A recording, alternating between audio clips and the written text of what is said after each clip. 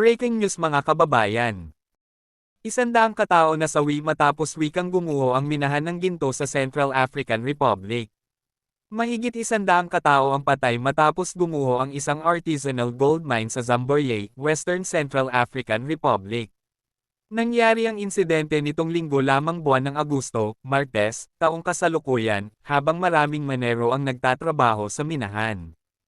Ayon sa mga lokal na opisyal ng Western Central Africa, patuloy pa ang operasyon para hanapin ang mga katawan ng mga nawawalang maniro, posibleng nakabaon ang mga ito sa gumuhong minahan.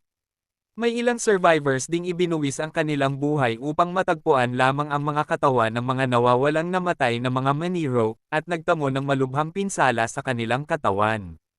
Hindi pa pinal ang bilang ng mga nasawi dahil nagpapatuloy pa ang rescue at recovery operations.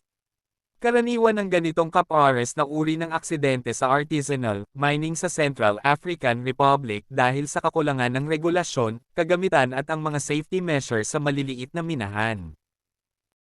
Sa kabilang banda naman, Carl Eldro Yulo, pangungunahan ang Philippine Gymnastics team sa 2026 Asian Games, pangungunahan nina Olympic gold medalist Carlos Yulo at nakababatang kapatid niyang si Carl Eldro Yulo ang Philippine Gymnastics team sa 2026 Asian Games sa Japan, kasama ng Yulo brothers sa men's artistic gymnastics team sina Juancho Miguel Besana, Justin Ace De Leon, at Zachary Cortins Nunez. Sa women's artistic gymnastics naman, pangungunahan ng Olympian na si Levi Rovivar ang koponan kasama sina Kylie Kavama, Chiara Don Andrew, Lauren Sopnet, at Hailey Garcia. Sa rhythmic gymnastics, kabilang sa roster sina Brianna Labadan at Jasmine Ramilo, habang sina Jerry Alano Jr. at Luvi Carjanin Padilla naman ang kakatawan sa Pilipinas sa trampoline gymnastics. Target ng Philippine Gymnastics team na makasungkit ng kauna-unahang medalya ng bansa sa gymnastics sa kasaysayan ng Asian Games, gaganapin ang 2026 Asian Games mula ika-19 ng Setyembre hanggang ika-4 ng Oktubre sa Japan.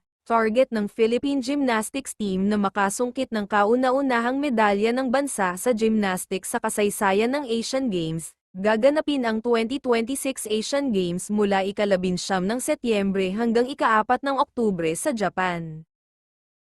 At hanggang sa muli, maraming salamat sa inyong panonood at kung nagustuhan mo ang maiinit pa na mga balita ay huwag kalimutang mag-follow, upang ma-notify kayo sa susunod nating mga video.